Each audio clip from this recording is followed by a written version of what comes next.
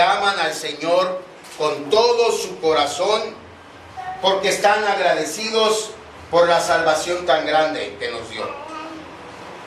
Una gratitud que no retiene nada, que no se pone a pensar si conviene ofrendar o no, o si ofrendar lo que a uno le sobre está bien. Ella pudo haber derramado solo unas gotas de este perfume, porque era un perfume muy caro y muy puro. Y los perfumes en ese tiempo se usaban más dentro de las casas, porque en ese tiempo no había el acceso a baños como lo tenemos ahora, un baño de regadera, ni siquiera un baño de tina. Era muy difícil bañarse y era un clima muy caluroso, los caminos eran muy polvorientos. Entonces era costumbre que cuando alguien llegaba a una casa, el dueño de la casa le ofreciera agua para su cabeza y perfume o ungüento para sus pies. Esto era un gesto de cortesía, digamos, no nada más para la persona que lo recibía, era un gesto de cortesía para todos los que estaban ahí, ¿no? Porque imagínense, en un aposento no muy grande, atascado de personas, entonces ahí el olor a humanidad iba a estar muy concentrado, ¿no? Bueno, pero repito, María pudo haber derramado solo unas gotas de este perfume y hubiera sido suficiente para cubrir el propósito para el cual usaban. Pero su corazón estaba tan agradecido con el Señor que unas gotas no eran suficientes. Así que ella realiza este acto extravagante de amor y de adoración que provoca la indignación, dice Marco, de algunos. Aunque Juan nos dice específicamente quién fue el que se enojó. No fueron algunos, fue uno en especial. ¿Quién fue? Judas. Judas Iscariote fue el que se enojó. ¿Cuál es la respuesta del Señor? La respuesta del Señor a este gesto de María está caracterizada por la amabilidad de siempre del Señor Jesús. Primero, no expone a Judas ni las intenciones de Judas. Él simplemente dice en el versículo 6, dejadla. ¿Por qué la molestáis? Buena obra me ha hecho. Es decir, el Señor Jesús dice, lo que ella ha hecho es excelente.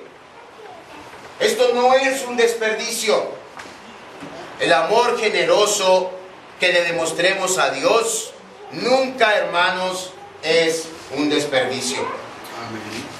Y luego Jesús añade en el versículo 7, siempre tendréis a los pobres con vosotros y cuando queráis les podéis hacer bien, pero a mí no siempre me tendréis. Un principio muy simple.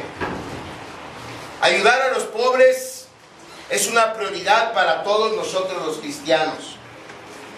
Pero ofrendar para Cristo es la máxima prioridad. Y eso es muy fácil de comprobar. Quien ofrenda generosamente para la causa de Cristo no tiene ningún problema en ayudar a los pobres. Pero si encontramos pretextos para ofrendar, seguramente los tendremos para no ayudar. María ofrendó, lo hizo generosamente, pensando en hacer lo que estaba a su alcance para preparar a su maestro para la sepultura. Y la profecía del Señor Jesús en cuanto a ella se cumplió. Miren cómo dice el versículo 9. De cierto os digo que donde quiera que se predique este evangelio en todo el mundo, también se contará lo que ésta ha hecho para memoria de ella.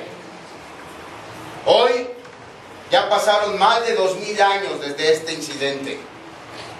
Y el gesto de María lo seguimos mencionando como un ejemplo de adoración y amor verdadero de un creyente que ha sido salvo hacia su Salvador.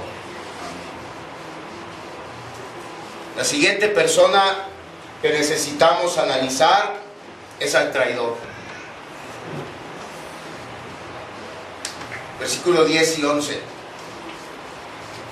Entonces Judas Iscariote, uno de los 12, fue a los príncipes de los sacerdotes para entregárselo. Ellos al oírlo se alegraron y prometieron darle dinero, y Judas buscaba oportunidad para entregarle. Judas era uno de los 12 y tenía un nombre que evocaba nobleza. El nombre de Judas significa Jehová guía, o significa también aquel que es alabado. Eso significa Judas. Iscariote se refiere a su lugar de nacimiento, la villa de Cariot, ubicada a unos 37 kilómetros al sur de Jerusalén. Como mencionamos ayer, Judas era el único apóstol que no había nacido en la región de Galilea. Judas era el único no galileo entre los apóstoles del Señor Jesús.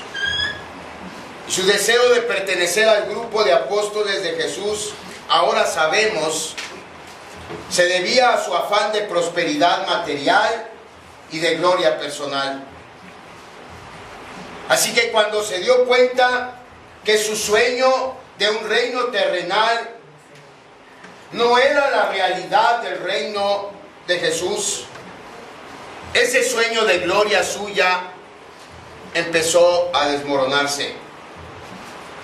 Y entonces el cáncer de maldad que había en su corazón hizo metástasis hasta alcanzar su cerebro y corromperlo también. Y entonces Judas quiso salirse, pero no sin una compensación que en su pensamiento él merecía por 3 años que Jesús lo había hecho desperdiciar de su vida. Judas se sintió engañado porque él quería un reino. Él nunca pensó en una cruz. Así que fue a donde estaban los principales sacerdotes para gestionar su traición. Podemos suponer que esto ocurrió el mismo sábado después de la cena en casa de Simón. Es decir, él se trasladó de Betania a Jerusalén. Eran alrededor de entre 5 y 10 kilómetros la distancia entre Betania y Jerusalén. Y a partir de entonces, y de que habló con los miembros del Sanedrín, Judas sabía que era cuestión de hallar la ocasión. Si vamos a Lucas 22:6, ahí Lucas lo dice claramente. Lucas 22:6 dice, y él se comprometió, es decir, Judas, y buscaba una oportunidad para entregárselo a espaldas del pueblo. Me puedo imaginar a Judas durante la entrada triunfal a Jerusalén, vitoreando junto con el resto de los apóstoles y con el resto de la multitud a nuestro Señor Jesús, mientras en su mente solo estaba el pensamiento: ¿cuándo lo voy a poder entregar? Algo así como las veces que nos enteramos en las noticias de que alguien mata a un familiar suyo y luego él mismo participa en las marchas exigiendo justicia, o a veces sale en los noticieros pidiendo: regresen a mi familiar, regresen a mi hijo, regresen a mi esposa, regresen a mi papá, cuando él sabe que eso no va a suceder porque él lo mató. Algo así pasaba con Judas. A partir del sábado, él siguió participando de todos los eventos en la vida de Jesús. Participó en la entrada triunfal. Participó cuando el Señor Jesús entró a voltear las mesas de los cambistas.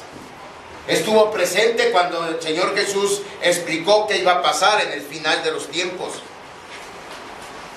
Pero seguramente Judas nada más estaba presente ahí en el cuerpo, porque su pensamiento, repito, estaba fijado en cuándo iba a poder entregar a su maestro.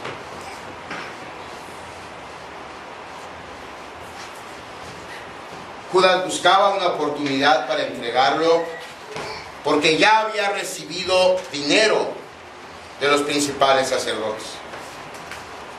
30 monedas de plata.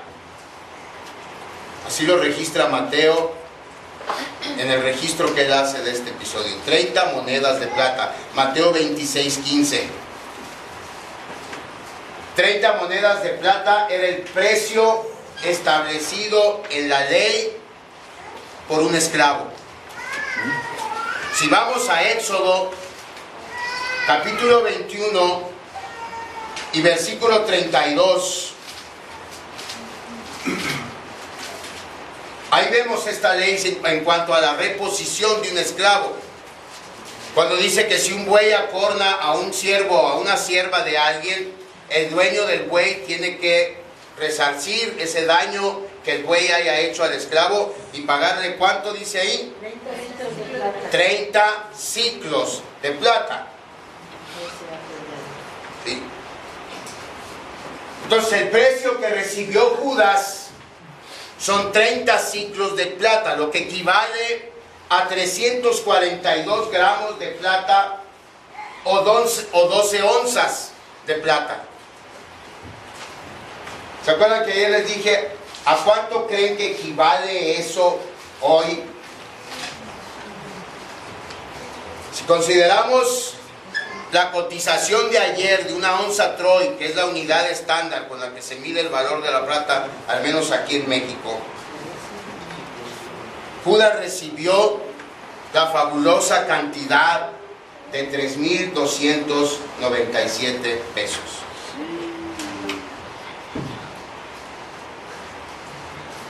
$3,297 pesos, ni un centavo más. ¿Cómo? Y todos podemos preguntarnos, ¿cómo? ¿Eso valió para Judas, su maestro? ¿En qué estaba pensando Judas? ¿Cómo cambió a Jesús y todo lo que significa Jesús por 3,297 pesos? Pues sí, lo hizo. Igual que nosotros lo hacemos. Lo cambiamos y lo traicionamos por cosas que creemos que valen más la pena que nuestro Señor. Un trabajo, un novio, una novia, un hábito, que hoy nos parece lo máximo.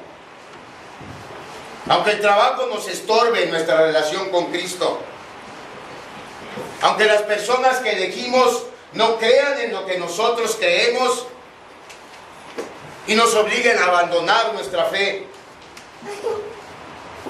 aunque ese hábito, el que sea, sustancias, personas, conductas, tenga la potencialidad de destruirnos y destruir la familia que Dios nos dio.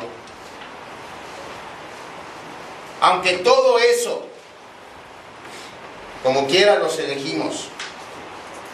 Y tristemente, luego de un tiempo nos damos cuenta que eso que elegimos en lugar de Jesús valía tan poquito como 3,297 pesos.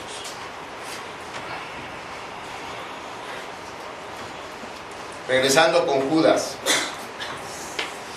aún detrás de su traición está el plan de Dios.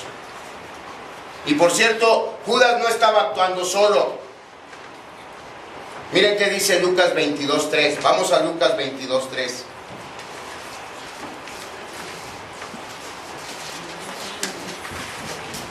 ¿Qué dice? Hasta ahí. Gracias. Hasta ahí. Nada más eso me importa que veamos. ¿Qué dice la Biblia? Y entró Satanás en Judas. Quiere decir que Judas no estaba poseído por un demonio. Estaba poseído por Satanás.